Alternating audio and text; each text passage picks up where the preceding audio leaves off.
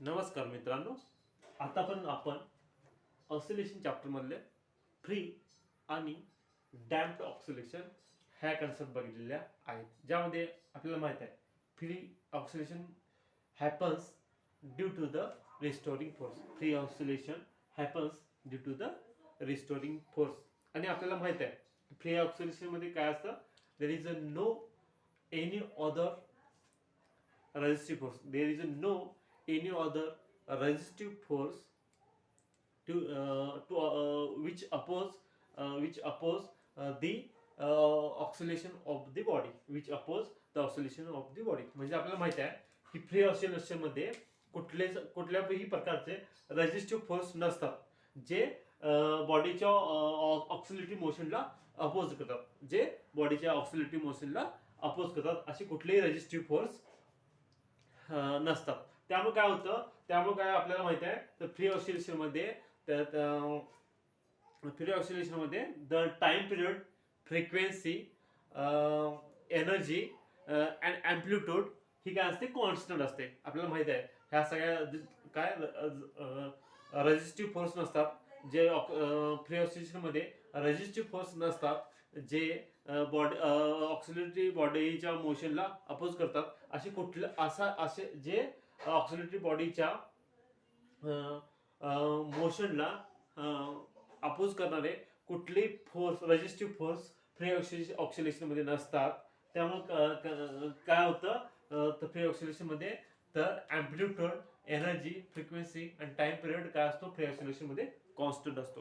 पण जर आपण प्रॅक्टिकली विचार केला तर हे पॉसिबल आहे का? हे पॉसिबल आहे का? नाही, नेव्हर. हे कधीच पॉसिबल नाही. कारण आपल्याला माहित आहे, आपण सिंपल एक्झाम्पल घेऊ.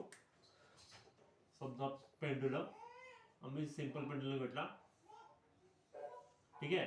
आणि हा पेंडुलम मी काय केला, हा लेफ्ट एक्स्ट्रीम पर्यंत मी पुश केला आणि रिलीज केला तर तो काय होतो, ऑसिलेट व्हायला स्टार्ट होतो.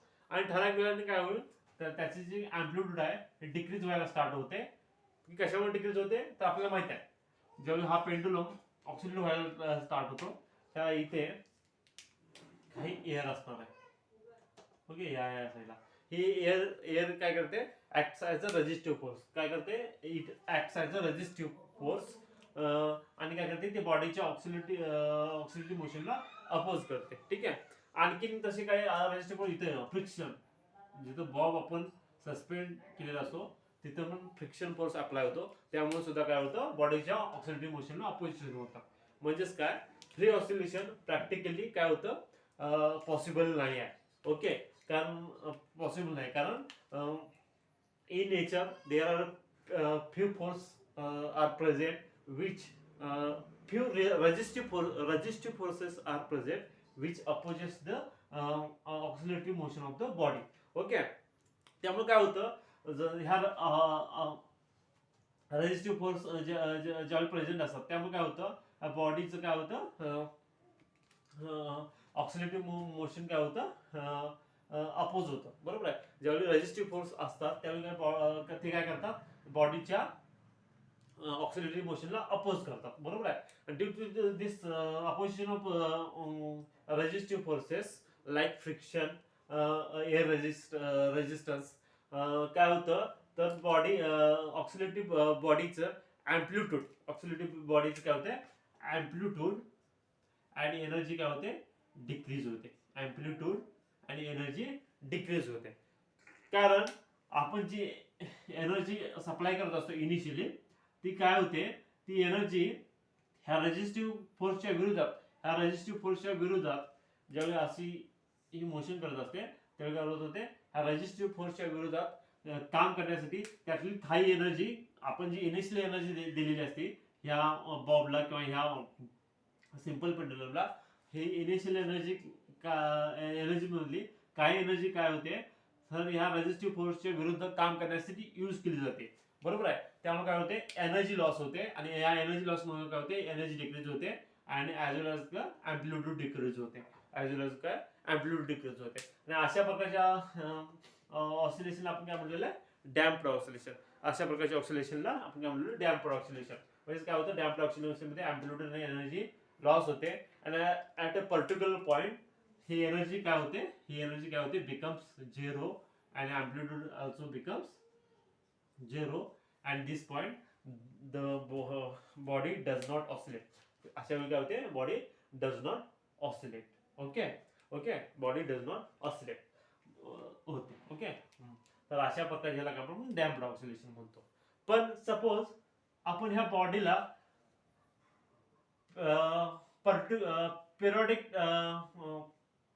पिरियॉडिकली आपण एक्सटर्नल फोर्स अप्लाय केला. जर आपण ह्या बॉडीला पिरियॉडिकली जर एक्सटर्नल फोर्स अप्लाय केला, पिरियॉडिकली काय होईल, आपण जर एक्सटर्नल फोर्स अप्लाय केला तर काय होईल, बॉडी एक्सटर्नल फोर्स अप्लाय केल्यामुळे काय होणार आहे, जी एनर्जी लॉस होते ड्यू टू जी एनर्जी लॉस होते फ्रिक्शन म्हणजे जे रेजिस्टिव्ह फोर्सच्या विरुद्ध काम करण्यासाठी जी एनर्जी लॉस होते, तेवढेच जी एनर्जी लॉस होणार तेवढंच आपण जर एक्सटर्नल फोर्स यूज ह्या बॉडीला केला तर बॉडी काय होणार आहे, again start to oscillate with its amplitude, that is A. म्हणजे जेवढी एनर्जी ह्या रेजिस्टिव्ह फोर्सच्या विरुद्ध काम करण्याची लॉस होते ऑक्सिलेटिव्ह बॉडीची, तेवढीच एनर्जी आपण एक्सटर्नल फोर्स अप्लाय करून जर दिली ह्या बॉडीला, तर ही बॉडी काय करायला स्टार्ट होते, अगेन ही ऑक्सिलेट करायला स्टार्ट होते. Okay, with its natural frequency. Okay, then such type of the oscillation is called force oscillation. Then such a type of the oscillation is called force oscillation. Okay, then such a type of oscillation is called force oscillation. So today's lecture we will see what is the force oscillation and the differential equation of each. Okay. So today's lecture we will see force oscillation. Okay, force oscillation. What is our topic? Today's topic is forced oscillation. Okay. So first we will see the definition of it. First we will see the definition of force oscillations. काय definition असणार याची, काय definition असणार आहे, when a body oscillate due to the applied external periodic force. When a body oscillate due to the applied external periodic force, then such type of oscillation is called force oscillation. Then such type of oscillation is called force oscillation. म्हणजेच काय, जर एखादी body oscillate होत आहे कशामुळे, तर due to the application of the external periodic force. एखादी body oscillate होत आहे ठराविक मोशन मध्ये, जर एखादी बॉडी ऑक्सिलेट होत आहे एक ठराविक मोशनमुळे, ड्यू टू द कशामुळे, तर due to the application of external periodic force.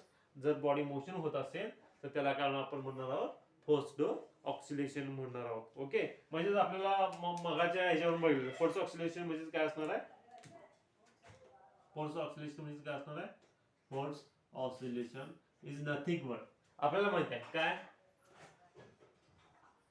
Damped oscillation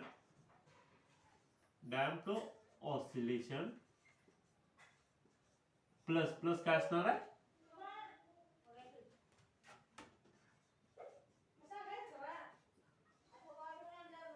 plus काय असणार आहे,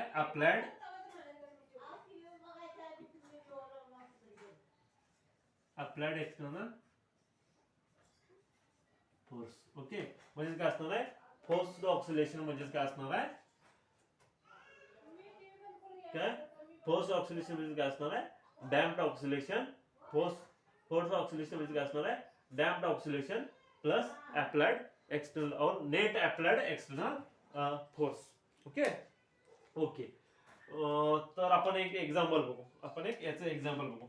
सपोज आपल्याकडे एक स्विंग आहे. स्विंग म्हणजे काय आपण म्हणतो त्याला, झोपाला. आपल्याकडे काय आहे, एक झोपाळा आहे.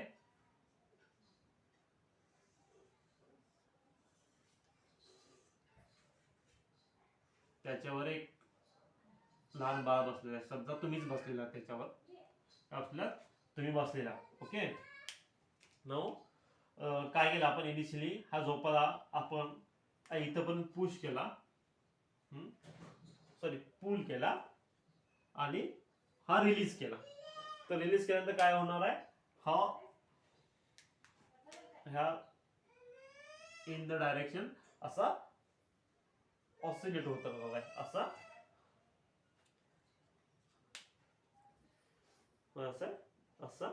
ऑसिलेट होत राहणार आहे.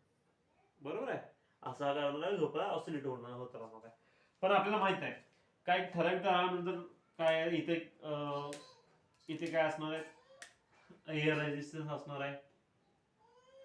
इथं फ्रिक्शन असणार आहे. जिथं आपण हा स्विंग सस्पेंडेड केलेला आहे, इथं काय फ्रिक्शन फोर्स अप्लाय असणार आहे. इथं एअर रेजिस्टन्स असणार आहे.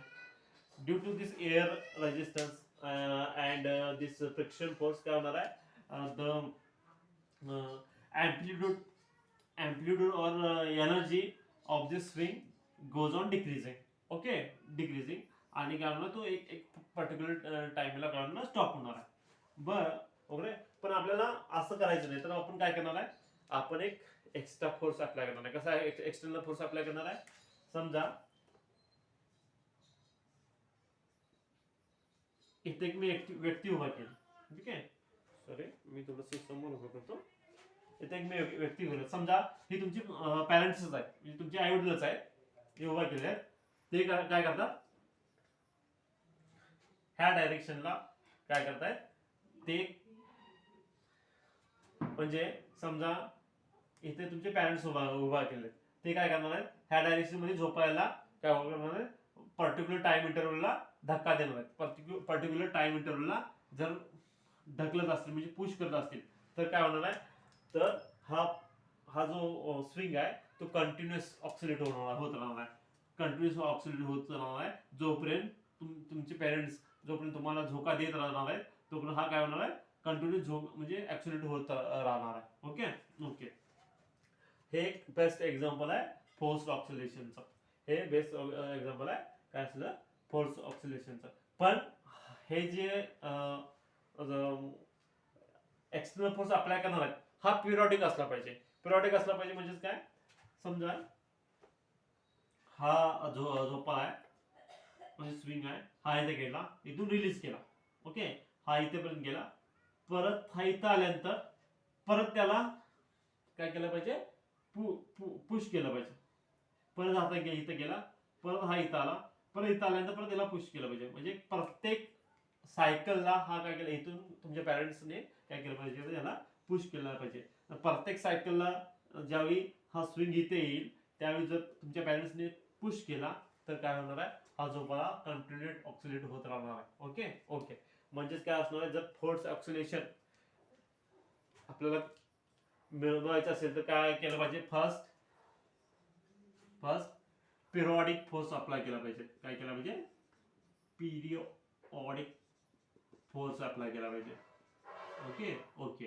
पिरियॉडिक फोर्स, समजा तुमच्या वडिलांनी समजा हा झोपा आहे, हा इथून मी रिलीज केला, हा इथे गेला आणि हा एक सायकल कंप्लीट केला, आणि एक सायकल कंप्लीट करण्यासाठी टाइम पिरियड टी आहे. Okay okay.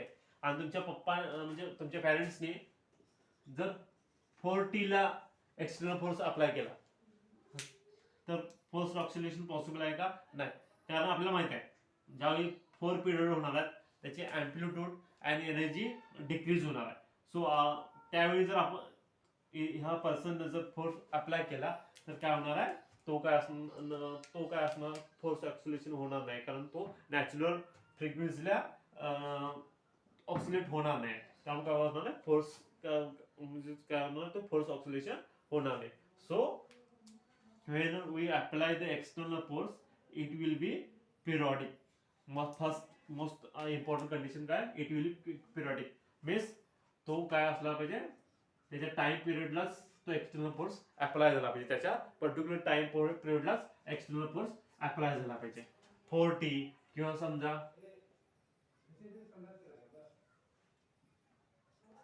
1.75T ला जर अप्लाय केलं तर काय होईल, 1.75T म्हणजेच काय असणार आहे, हा इथून इथे गेला, इथून हा एक सायकल कंप्लीट झाली.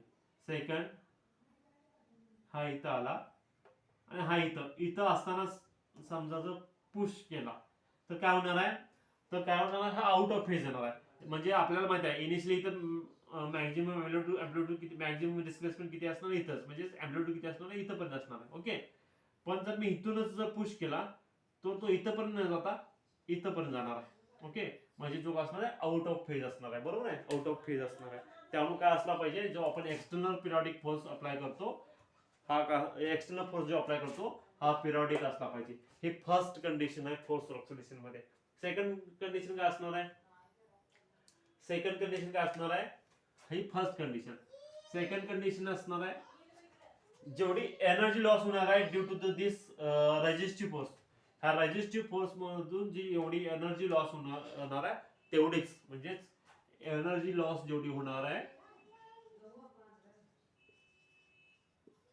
तेवढेच आपण काय अप्लाय केला पाहिजे, external force equal to applied external force, sorry तेवढाच आपला काय असला पाहिजे, अप्लाइड एक्सटर्नल फोर्स असला पाहिजे. ओके, जर आपण समजा त्याच्यापेक्षा जास्त फोर्स अप्लाय केला तर सुद्धा काय असणार आहे, ते आउट ऑफ फेज जाणार आहे. आणि जर कमी केला तर त्याची अँप्लिट्यूड डिक्रीज होणार.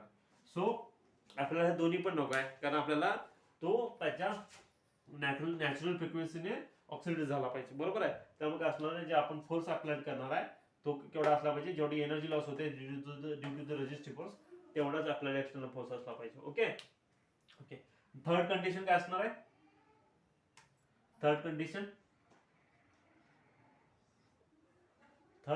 काय असणार आहे, काही वाट तुम्हाला ऑब्झर्व होतं, थर्ड कंडिशन काय असणार आहे,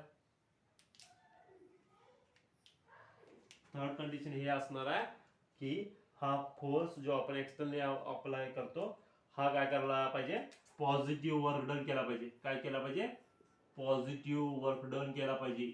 आता what means the positive work done, third condition काय असणार आहे, जे आपण एक्सटर्नल फोर्स जो अप्लाय करतो त्याने काय केलं पाहिजे, पॉझिटिव्ह वर्क डन केलं पाहिजे. म्हणजेच काय, समजा हा स्विंग आहे, सो असा काय होतंय, ऑक्सिडेट होत आहे. ओके, आणि आपण इथून एक्सटर्नल पिरियॉडिक फोर्स यूज करत आहे. बरोबर आहे, म्हणजेच हा एक्सटर्नल फोर्स आपल्याला या डायरेक्शनने अप्लाय करायचा आहे. जर आपण पुश केलं ह्या डायरेक्शनला तर काय होणार आहे, पॉझिटिव्ह वर्क डन होणार, म्हणजे हा ऑक्सिडेट होणार आहे. समजा ओके, समजा मी ह्या डायरेक्शनला जर एक्सटर्नल फोर्स केला, म्हणजेच हा माणूस जो तुम्हाला पुश करणार आहे तो पुश न करता हा माणूस तुमचा, म्हणजे हा तुमचे जे आई वडील, हा तुमचा स्विंग आहे म्हणजे झोपा आहे, पुश न करता म्हणजे न ढकलता त्याने ओढून धरला, म्हणजे ह्या डायरेक्शनला त्याने ओढून गेला, म्हणजे ह्या डायरेक्शनला त्याने फोर्स अप्लाय केला तर काय होणार आहे, तुमची बॉडी ऑक्सिडेट होणार आहे. काय तुमचं, जर तुमच्या आई वडिलांनी तुम्ही ज्या झोपाळ्यात बसलाय त्या झोपाळ्याला न ढकलता त्याने जर असं ओढून धरला तुम्ही ऑक्सिडेट करणार आहे का, नाही. म्हणजे जर ओढून धरला तर काय म्हणणार आहे आपण, निगेटिव्ह वर्क, कारण पॉझिटिव्ह होत नाही, निगेटिव्ह वर्क डन होत आहे, कारण त्यांनी ओढून धरला. ओढून धरला तर काय वर्क डन होईल का, नाही, तुमचा झोपाळा थांबेल. So which is called negative work done. So if we want the first oscillation, the external force has done positive work done. External force have done positive work दे, म्हणजेच ह्या तुमच्या पेरेंट्सने काय केलं पाहिजे, झोपाळा ओढून न जाता हा ढकलला पाहिजे. ओके, तरच काय होणार आहे, फर्स्ट ऑक्सिलेशन भेटणार आहे. जर निगेटिव्ह वर्क डन केलं तर काय होणार आहे, तुमचा झोपाळा थांबणार आहे. So third condition for the first oscillation is the applied external force do positive work, म्हणजेच तुमच्या ह्या एक्झाम्पल मध्ये माझ्या बघितलेलं आहे, जर तुमच्या आई वडिलांनी पिरियॉडिक टाइमला जर तुमचा झोपाळा पुश केला तर काय होणार आहे, पॉझिटिव्ह वर्क डन. आणि जर पिरियॉडिक वर्कला जर तुमचा आई वडिलांनी तुमचा स्विंग म्हणजे तुमचा झोपाळा ओढून झाला तर काय होणार आहे, निगेटिव्ह वर्क डन होणार. जर निगेटिव्ह वर्क डन झालं तर काय होईल, तुमचा झोपाळा काय होईल, थांबेल, ऑक्सिडेट व्हायचा थांबा. आपल्याला तसं नको आहे, आपल्याला झोपा कंटिन्युअस टू ऑक्सिलेट ठेवायचा आहे. तर त्यावेळी काय करावं लागेल आपल्याला, एक्सटर्नल फोर्स मग काय झालं पाहिजे, पॉझिटिव्ह वर्कडे झालं पाहिजे, म्हणजे नेहमी त्याने काय केलं पाहिजे, पुश केलं पाहिजे. ओके, ह्या 3 कंडिशन आहेत for force oscillation. Okay, now we see the next point, that is the differential equation of next point, the differential equation of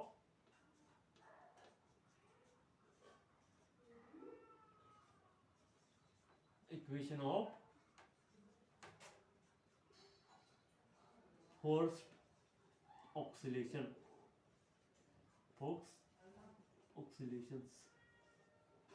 Okay. Now we know that in force oscillation there are 3 types of force. First we know which is force is a restoring force. आपण तो denote करू FR, restoring force, which is denoted by -kx. काय असणार आहे, तर पहिला force कुठला असणार आहे, रेस्टोरिंग फोर्स असणार आहे. आपल्याला माहिती आहे प्री ऑक्सिलेशन मध्ये महिलेल्या डॅम्प्ड ऑक्सिलेशन मध्ये कुठला फोर्स असणार आहे, रेस्टोरिंग फोर्स. सेकंड फोर्स कुठला अप्लाय होणार आहे, काय माहिती आहे आपल्याला फर्स्ट ऑक्सिलेशन मध्ये there is a certain resistive force. Okay, आणि due to the resistive force मग काय असणार आहे, दुसरा कुठला फोर्स असणार आहे, रेजिस्टिव्ह फोर्स असणार आहे. पहिला आपण रेजिस्टिव्ह फोर्स, दुसरा रेजिस्टिव्ह फोर्स किंवा डॅम्पिंग फोर्स आपण म्हणू, त्याला काय म्हणू, डॅम्पिंग फोर्स असतो. Which is we know that, आपण लास्ट लेक्चर मध्ये बघितलेला आहे, which is denoted by -bv. Okay, आणि थर्ड कुठला फोर्स असणार आहे, एक्सटर्नल फोर्स, जो आपण एक्सटर्नल फोर्स काय अप्लाय करतोय म्हणून काय म्हणणार आपण FE बोलू, एक्सटर्नल फोर्स. आणि हा एक्सटर्नल फोर्स कसा असतो, पिरियॉडिक असतो. Okay, this external force is periodic, which is denoted bye F sin omega double dash t. Okay, this is the external applied external force. हे टर्म म्हणजे काय, applied periodic external force, applied force, and this term related to the, we know that we applied the periodically, so this term becomes from periodic function due to the periodic function.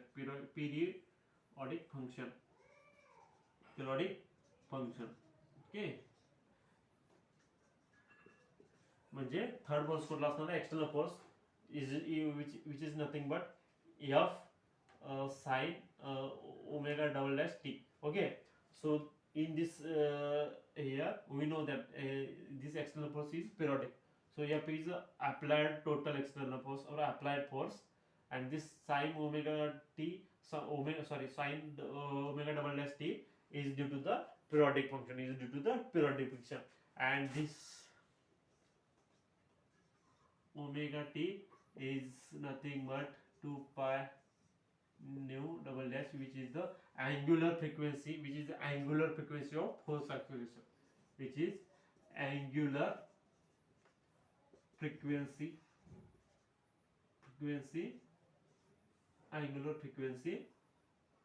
of force oscillation. Okay, force oscillation. Okay, so what is the total force in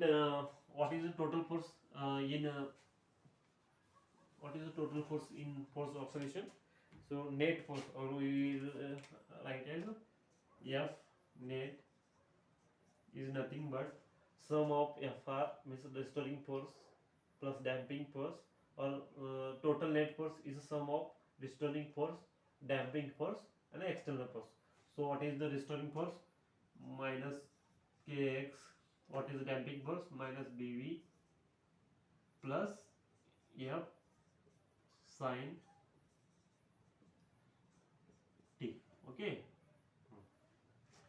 now we know that F net from Newton's total force according to Newton's second law of motion. What is the total force? It is a mass into acceleration. So minus kx minus bv F sin. Okay, now we rewrite this equation, that is now we rearrange it. Okay, plus kx plus bv is equal to f sine t. Okay, now we know that acceleration is written as in differential form.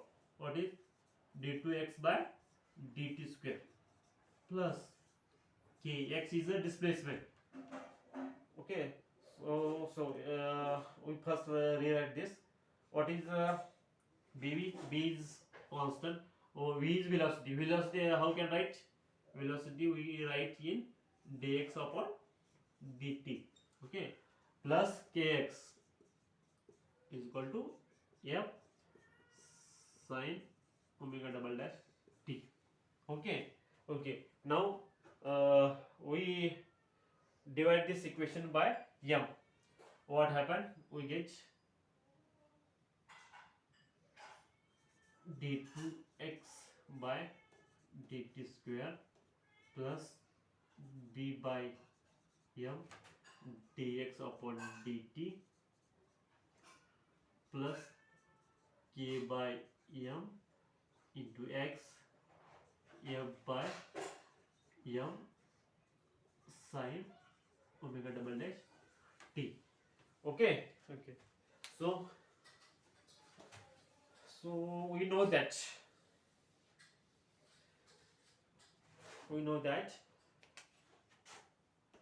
first we write d2x by dt square plus we know this b by m means in last lecture we see in down acceleration b by m is 2 mu dx upon dt. Okay, okay, plus k by m is omega square. In we see the simple differential equation of simple harmonic motion, that k by m is omega square into x. Sorry, x is equal to this m, f, capital F by m we write as a small f sine omega double dash t, and this is called the differential equation of forced oscillation. This is the differential equation of forced oscillation. Okay, oscillations. Okay, where 2 mu is equal to b by m. Okay,